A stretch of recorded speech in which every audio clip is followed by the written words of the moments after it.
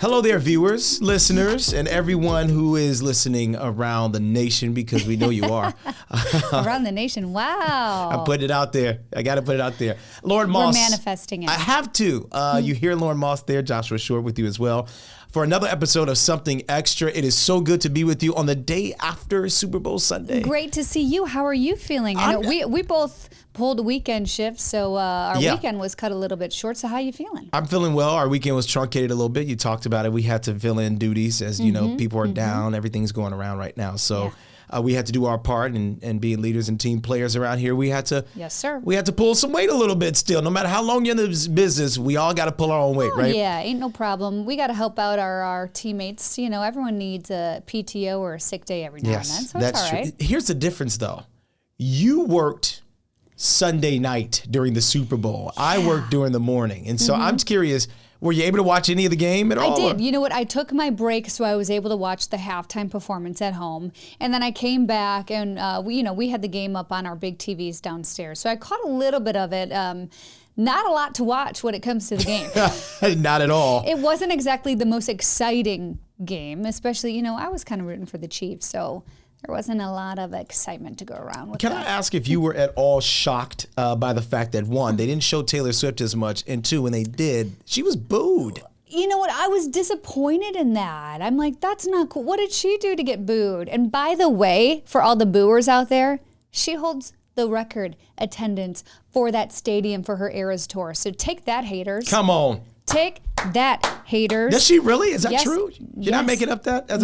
No. You can fact check me right now. That's insane. Hey, Siri. I'm about to do it right now. Who? Yeah. Who? Oh, sorry. It didn't work that time. Hey, Siri. Who owns the record for concert attendance in New Orleans? Here's what I found. Taylor Swift. All right. So there. It's not even concert attendance. It's event attendance. Oh, you're absolutely right. So, I'm You're like, get absolutely out right. of here with these haters. I don't like the hate. There's enough going around in this world. I'm like, she's supporting her man. Come on.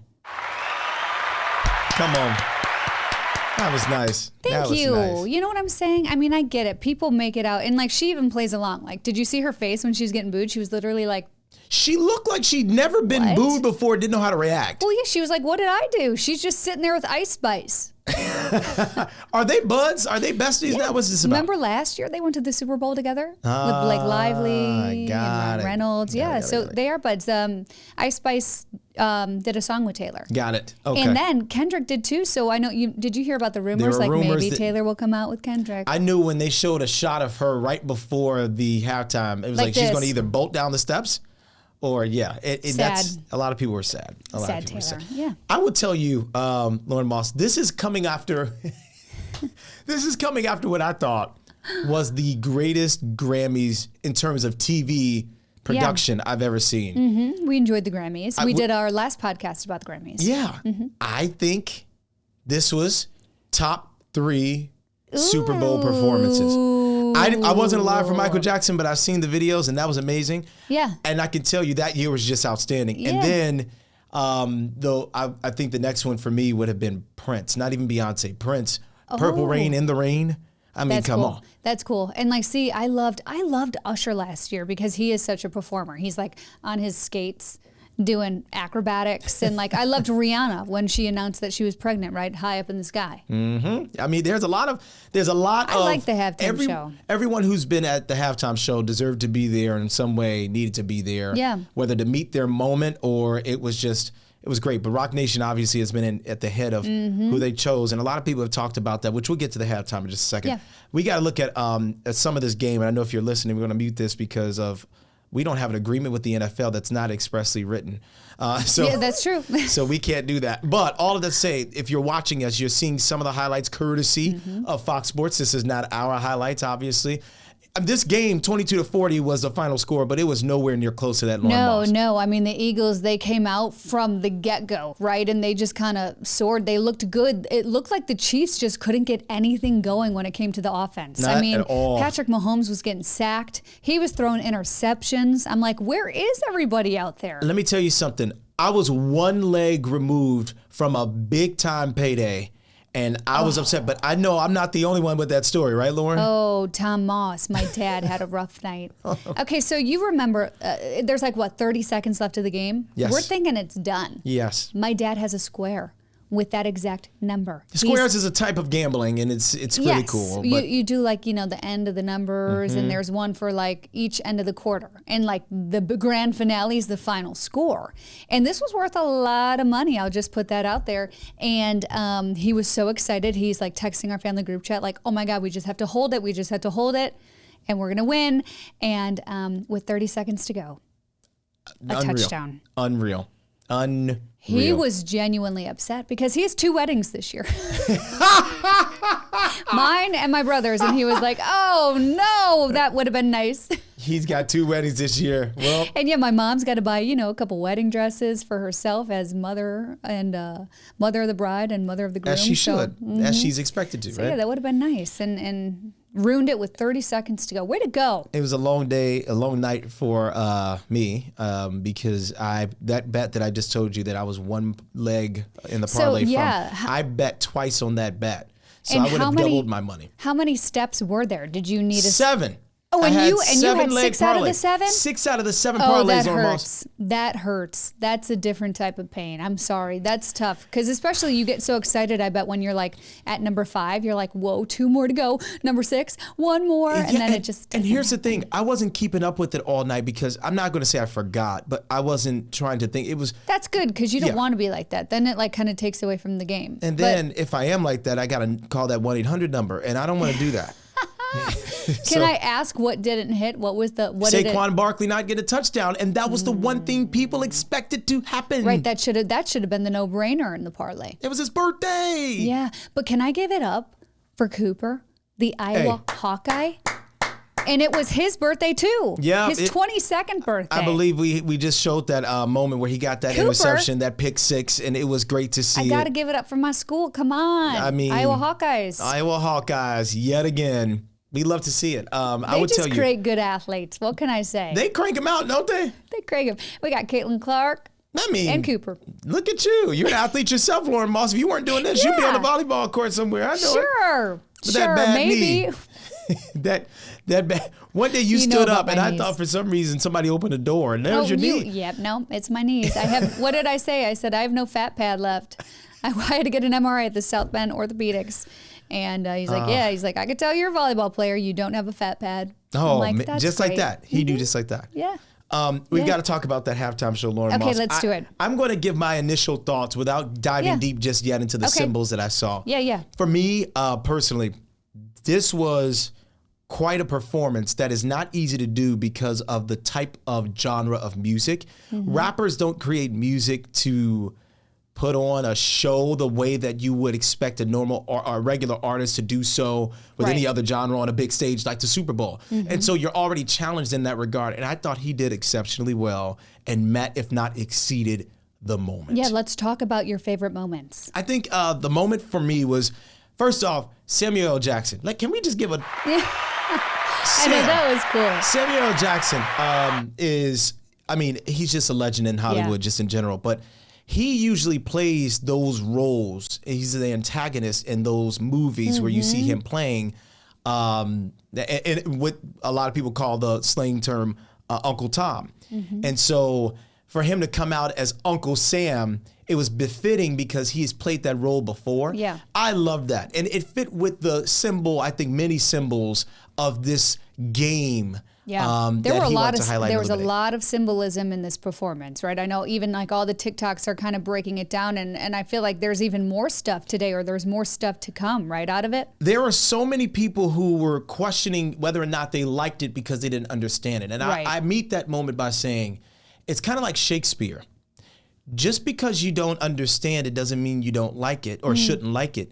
It's just like Shakespeare. We didn't know Shakespeare. We didn't write that way, and we don't interpret reading that way. But once you learn the era once you learn the context of Shakespeare, and then you understand the Shakespearean ways of writing, then you start to read his books and you realize this is riveting, it's moving, it's a drama. And let's be honest, Kendrick Lamar is known for his lyrics, for his storytelling, right? I mean, he's won prizes, the top prize when it comes to storytelling. He's a Pulitzer winner. He's won 22 Grammys, yes. Wow. But he's a Pulitzer Prize winner too. And I think that's where a lot of the respect is lost when people say, oh, it's terrible, I don't like rappers.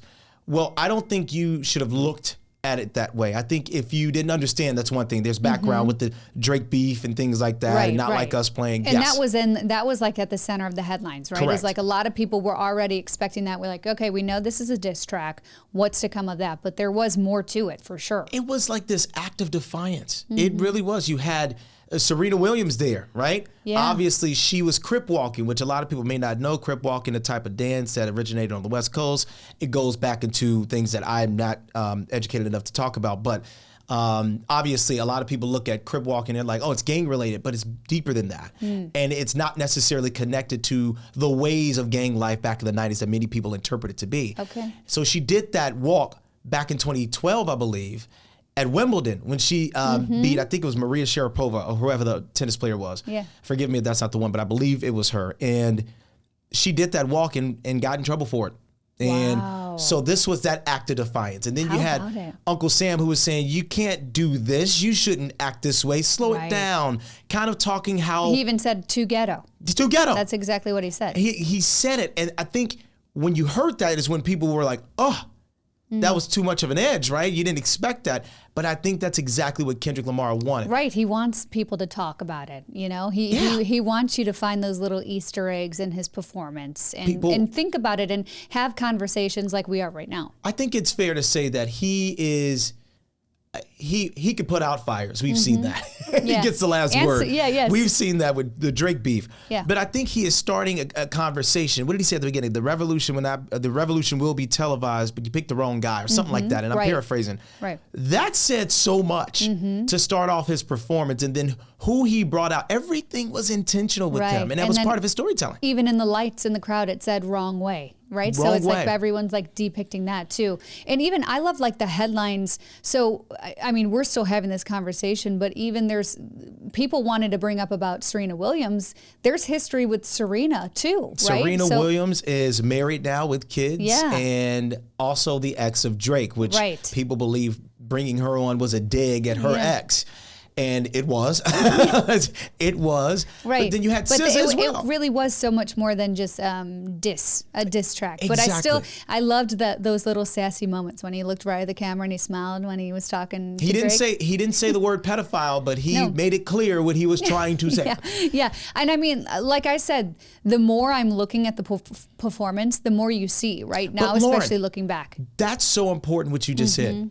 To look at and try to understand or seek understanding. But to say it's bad or I didn't like it because you didn't understand, think about how you tried to read Shakespeare for the first time. Right. And then go into it with that lane, with that understanding. And then things could become clearer. And then you may not agree, but the symbols in that performance, that 13-minute performance, spoke loudly about an acknowledgement as well about the life and the struggle and the quote-unquote game that is played in this country that benefits some people, and I think that it chastises others. As you saw the Squid Games reference, the remote game reference as well.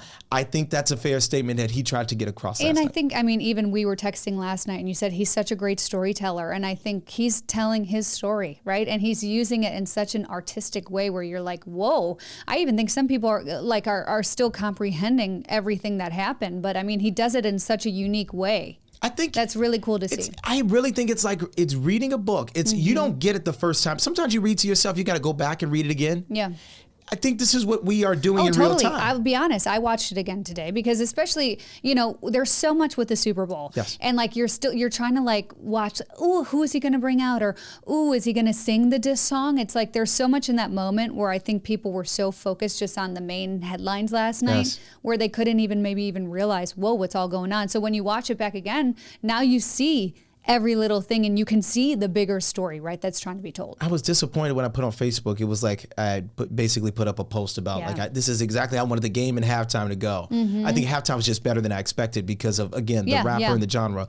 And the amount of people who didn't like it. And or they're so quick to be like, no, hated it. Yeah. It's like, well, give it a chance. Oh, there was someone who said, I think it was, I don't know if it was my page or if it was on one of the other pages I was looking at last night, just to look at the real-time reaction. Someone said that it was too much. It was very disrespectful in terms of people being out there. And it's like everybody was fully clothed. He did not use derogatory words whatsoever. Yeah. He did make some poignant statements. You know, he used the acres and mule as comment. Artists, I mean, he referenced that, right? Yeah, and I mean, he's a true artist. He's going to take those 13 minutes to do what he wants, to tell what story he wants. But you're like, people always have those reactions, especially like I remember after Rihanna, they hated that, right? And they were like, oh, she's showing her pregnant belly and too tight of clothes. Or I remember that people were wearing like, I don't know, like a white outfit, right? And people didn't like that. So it's like, you can't win always. You can't. So it's like if it helps you to watch it again and maybe just open your mind to something new and try to see what else you could focus on or what story, you know, that he's trying to tell, might help some people to rewatch it. Yeah, that's true. Those same people, though, I tell you what, they probably like Metallica. Right.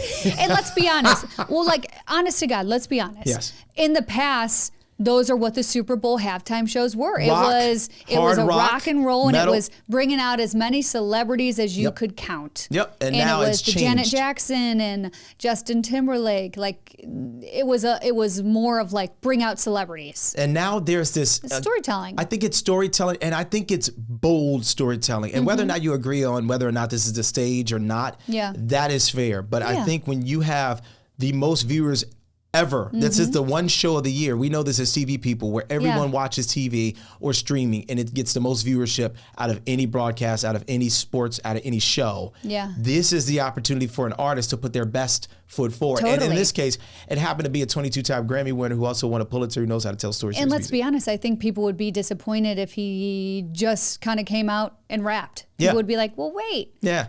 13 minutes, you could do more with that, Sometimes, right? Or like, or do what you want. Tell your story. Sometimes things are interwoven in words, and the storyteller in us, I can speak for myself, but I know both of us as storytellers can appreciate storytelling. Yeah. And for me, it was remarkable to watch. And for me, I had to also understand and go back and look at, that's a remote. This means this, and this understands this game, and this matches up with a few other things that I'm looking at and symbolically. So the one thing about art is it's up to the person looking at it, right? Totally. And like, that's why I even appreciated our conversation about it, because I'm going to be honest, when I was watching it, I'm on my dinner break, I'm eating dinner, I'm like half paying attention. And it wasn't until we kind of started talking about it where you texted and you were like, no, there's really so much in it, where I'm like, let me go back and watch it. So I appreciate our conversation, and I hope other people can even have this conversation to be like, maybe rewatch it. And it's so funny because I think Lauren Moss is the type, she writes everything down, okay? She writes everything down. That's the only way I can remember things. So I can imagine seeing that text. You actually went back and dissected it. I did,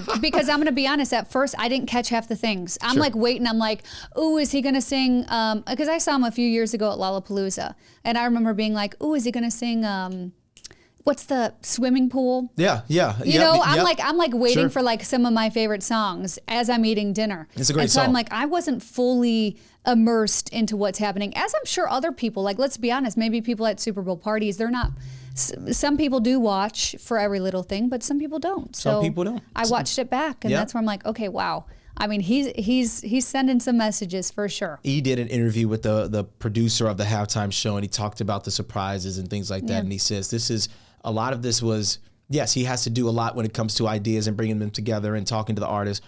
But this was led by Kendrick himself. And you could see it. You could see the moment of the street lights and the men singing in a group, and seeing that picture. It was obviously a tale from what he grew up seeing on the West Coast. Exactly. And where he's from as well.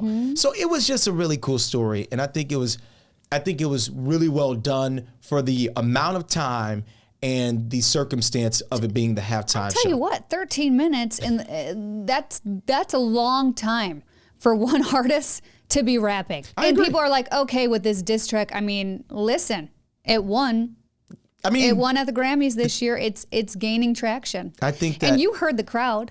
Everyone. When he said A minor. In unison. Everyone said A minor. There's so many subtleties in what he said. And I think that there are just, people think it was just toward Drake. I don't know if it was just toward him or others. And now, I mean, there's even like a lawsuit and you know, the lawsuit defamation lawsuit, right? Has been ongoing, not against him per se, but against the same, I believe they're represented by the same management. But he mentioned that, and it was that. I love that he played it. I think it was great. I loved it. I don't think he's himself. Like, he's an artist, and like I said, I think that people were waiting to hear it, and then when he did it, people were on their feet. When someone goes low against Kendrick goes lower. Yeah, you don't mess. And like, I mean, we talked about it earlier. I mean, that's when Serena was dancing too. Was that final song? So that's kind of when he was bringing out some people. And I heard Michael Strahan say this on Good Morning America today. He goes, Serena doing that walk, she got more yards than the Kansas City Chiefs last night. She was dancing. I'm going to tell you, that was hilarious. And I would tell you what, that was the best part for me outside of what I told you, Samuel Jackson. It was just the cameos. And see, I didn't even realize her history with doing that dance, and then she got so much backlash for that. So huge. You learn something new just by even having a conversation with someone who's watching the same exact thing, right? And it's so interesting what other people pick on. That's and true. I think that hopefully people can who flat out said, no, I didn't like it. I invite you to just go talk with someone, and maybe they can help open your mind a little bit. Oh, really quickly, favorite commercial from last night. I'll start. Mine had to do with the Uber Eats commercial where everything, Matthew football McConaughey? is a conspiracy. Yeah, football is about food. And he goes was into in detail. like a million commercials, which I wasn't hating. That was great. I do love Matthew McConaughey. That was great. Mine was a little weird, but I like weird. I love it. Seal as a seal. Seal as a seal was weird, but hilarious. It just caught my attention. I'm like, what is happening? And was that a Mountain Dew commercial, or what was that? It was a drink. I just can't remember what it was. It could have been a Mountain Dew. To see him in that seal body, You should look at the behind the scenes. I'll show you after the podcast. It's behind the scenes of him like doing that and like sitting on a rock, and he's like in a shirt. It's just wild. And again, $8 million per 30-second ad this year. $1 million more than last year, record. I heard we had one of our local sales guys featured in a commercial. Craig. On a national? For the Super Bowl. I don't believe it. Caroline talked about it. I don't believe it. We're gonna Craig, and he still work here? Oh no, I don't believe it at all. I'll talk to him tomorrow. He's in some kind of commercial, I think. Craig. That he was like acting in a commercial. And I don't know if they sold it then for Super Bowl or what. But it was a local commercial. There are some that don't make the air, so we don't. Maybe it was. Oh, interesting. Maybe because I didn't look at all. We'll find the details out later. Yeah. I want to know about that. We should have him on the show. Me too. He's a star then. Tell us what goes into that. I want to know. Legit. Craig. A lot of money. A lot of money. I can imagine. We've got to go. Otherwise, we won't make any money. We got to do the 6. We got to do the 6 o'clock show. If you are listening right now, it is the day after the Super Bowl. It is Monday when we're recording this. So we hope you guys are watching. Within the next window of a couple of days or so, of course. We appreciate you listening. And hopefully you guys maybe can go back and watch the Go back, talk about it. Show. Talk about it. And you can even engage with this post below and talk with us. I'm curious your thoughts on the halftime show. Right. And that's where we'll leave it to. We have a lot to get to, of course, this week, and we've got to do the show. So we will see you guys very soon. We appreciate you guys listening always to Something Extra.